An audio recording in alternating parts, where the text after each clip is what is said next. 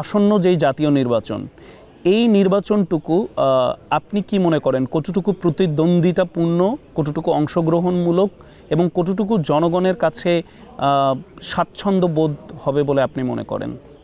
অভিজ্ঞতার আলোকে যদি আপনাকে প্রশ্ন করি, কেননা আপনি নিশ্চয়ই জানেন যে আপনাদের প্রতিদ্বন্দ্বী করছে, জোট হয়েছে তারা 10 থেকে 12টি দল মিলে, আমাদের কাছে এখন পর্যন্ত যে নিউজ আছে। তো এই বিষয়ে আসলে আপনার মন্তব্য কি?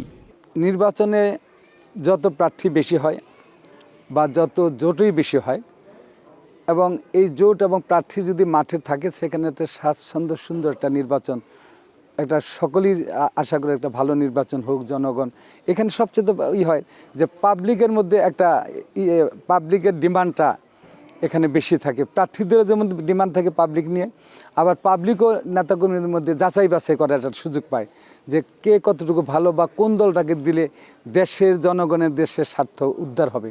সেখানে নেতাকর্মীদের সেই হিসাবে আমি মনে করি যে এখানে যারাই প্রার্থী হোক, এখানে তেমন কোনো দলের ভালো পারফরমেন্স, এই বিশেষ করে আমার এলাকায় আমার জামাত ইসলামের তেমন কোনো ভূমিকা নাই। হয়তোবা ইসলামিক ঐক্য জোট, ইসলামিক আন্দোলনের এখানে তেমন কোনো, হ্যাঁ তবে তাদের পীর সাহেবের কিছু মুরিদ আছে, এতে কোনো সন্দেহ নাই। আবার জামাত ইসলামের নাই তা না, অর্থাৎ এদেরকে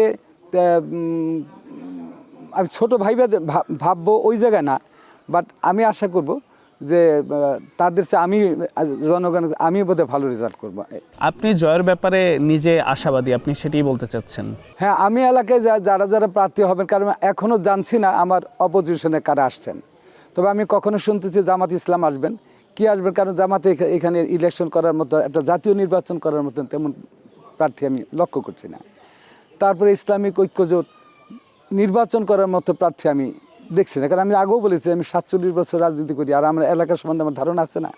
সেক্ষেত্রে আমি মনে করি যে জনগণ যেখানে আমাকে নির্বাচন করার জন্য, জনগণের একটা আবেগ অনুভূতি নিয়ে আমি প্রার্থী হয়েছি, সেখানে আশা করব যে আমি জনগণের সর্বস্তরের নেতাকর্মীদের মাঝে আমার অবস্থান আছে থাকবে, আমি এখানে ভালো রেজাল্ট করব, ভালো রেজাল্ট দিব বলে আমি আশা করি।